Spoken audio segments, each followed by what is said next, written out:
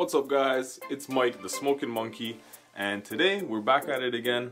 I know I'm kind of starting the video off kind of odd here, but it's getting dark, it's getting late, and we're fighting for time. So let's run down there and let me show you guys exactly why you need quick disconnects for your Jeep, and what sway bars are, what sway bars do, and how quick disconnects perform. So we're gonna go do an on-road test first, show you guys the before and after of with the sway bar connected and with the sway bar disconnected, and exactly what it does for your vehicle on and off the road, and why it should be your first mod if you're gonna off-road your Jeep.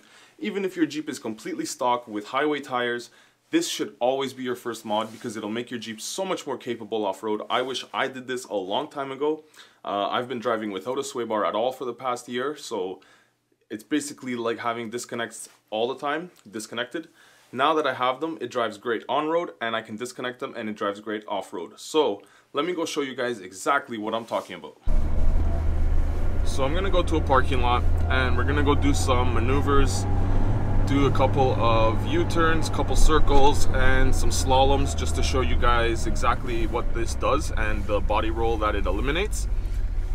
If you guys actually didn't know, sway bar is actually called an anti-sway bar, but people call it sway bar just because it's easier and that's what everybody calls it.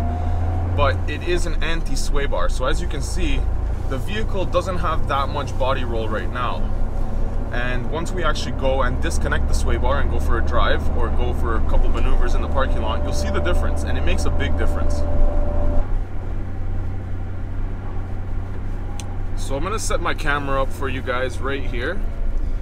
I'm gonna leave one camera in the car and I'm gonna put my phone outside just so you guys can see the body roll from inside and outside at the same time to see exactly what the vehicle's doing. All right, camera is set. And first thing we're gonna do is just go and do a couple of circles or U-turns or whatever you wanna call it, just to show you guys how much body roll it has now. And this is at full lock.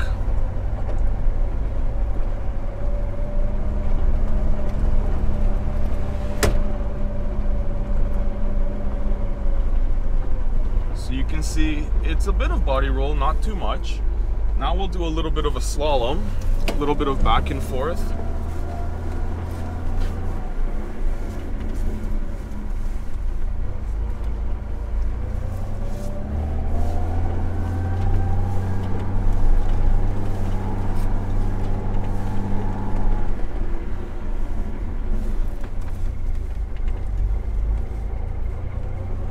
And we'll go one more time.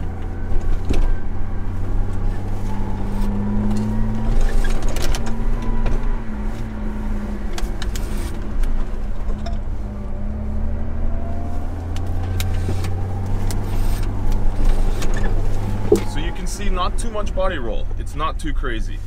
Now, let's go and let's disconnect the pins. And let's actually see how much body roll we get then. But before we do that, I'm gonna give the vehicle a shake test from inside and from outside, just so you guys can see exactly how much body roll we're actually eliminating. So let's go give it a shake right now. I'm just holding it by my door frame and the roof. And I'm pretty much trying to go as hard as I can.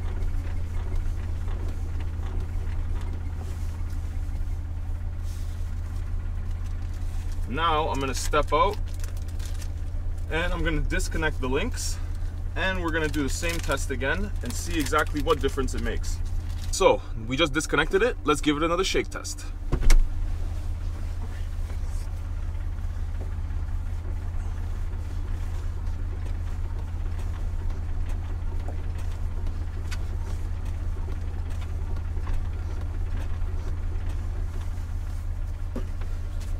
So you can see there, makes a little bit of difference already.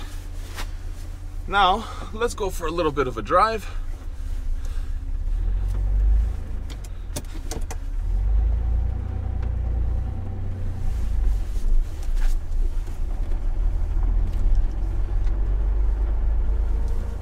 And we'll start off by doing a couple of circles again at full lock.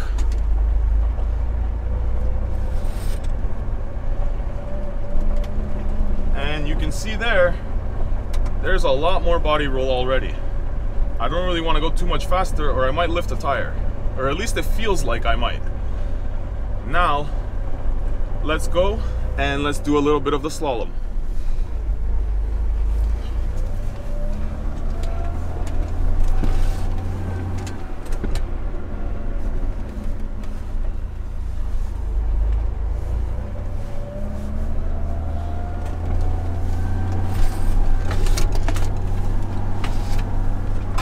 So you can see there, quite a bit more body roll already.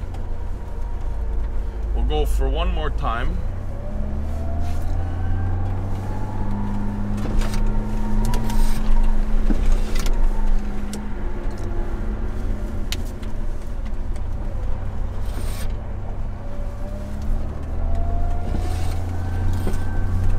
So you can see how much more body roll you get. It's quite a bit. Now, what I'm gonna do now is connect it back up and go back, and then I will explain to you guys exactly what it does and why you wanna get quick disconnects if you're off-roading your vehicle. So, quickly, what are quick disconnects and why do we use them, or why do we want them? Well, a sway bar basically simply is an anti-sway bar. It keeps the body from rolling while you're actually turning or while you're maneuvering.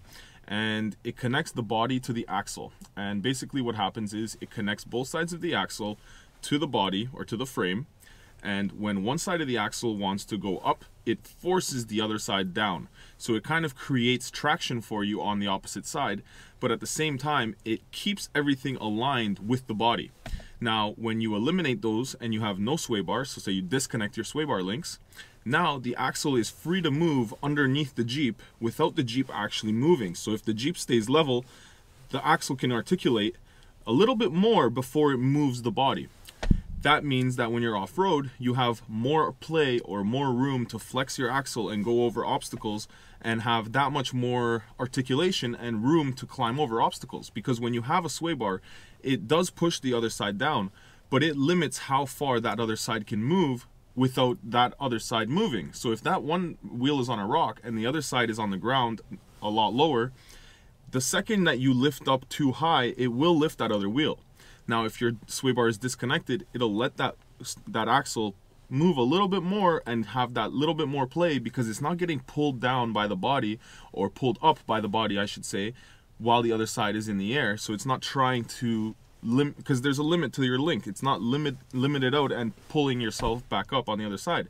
You have that little bit of extra room to articulate and just drive off-road. Now when you're on the road, your axle and your body aren't connected. So even though your axle is straight on the ground, your body can start to sway even though your axle is flat on the ground. When you're off-road, it's quite the opposite, because your axle is doing weird stuff and you want your body to stay level. You're not going very fast, so it works for that.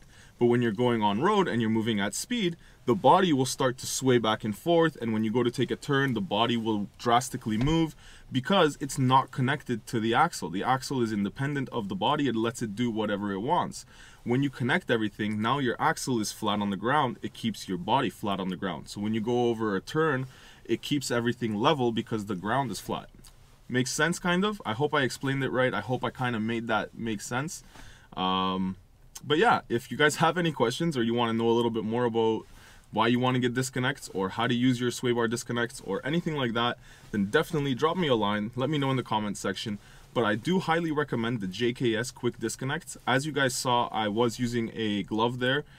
That's just because those ones are really greasy. I will show you guys what they look like and how they work and everything like that, but they are super greasy. They do work great. They're easy to take on and off. It takes me about 30 seconds per side, so I don't know, there's a lot of people that complain, but as long as you're on level ground, they're pretty much simple to do.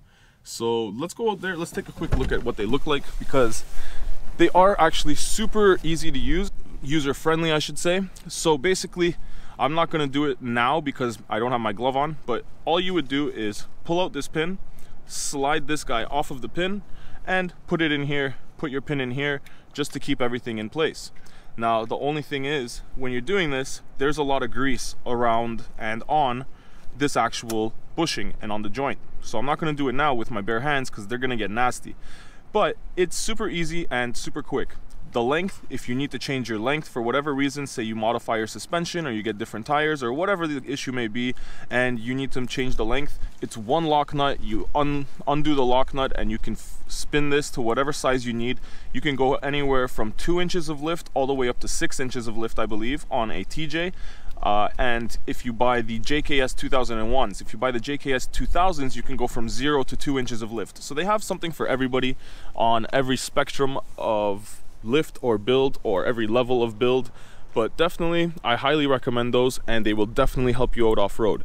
If you want to see just how they work off-road, watch some of my videos, because I haven't had a sway bar for a while, so it's basically the same thing. But if you want to see these ones off-road, I will be taking this Jeep off-road soon. But that's pretty much it. If you guys want to see how those ones react off-road, or how this Jeep does off-road with this setup currently, then definitely jump down there, hit that subscribe button, hit that like button, let me know what you guys want to see. And I've got lots of Jeep content coming, from builds, how-tos to off-roading videos, so definitely you won't want to miss it. And hopefully I'll catch you guys in the next one. So if this video was helpful to you, jump down there, hit a like, because trust me, it helps out the channel so much more than you guys know. I really appreciate all your support, guys, and hopefully guys, I'll see you in the next video. So until then guys, ride safe out there. Peace.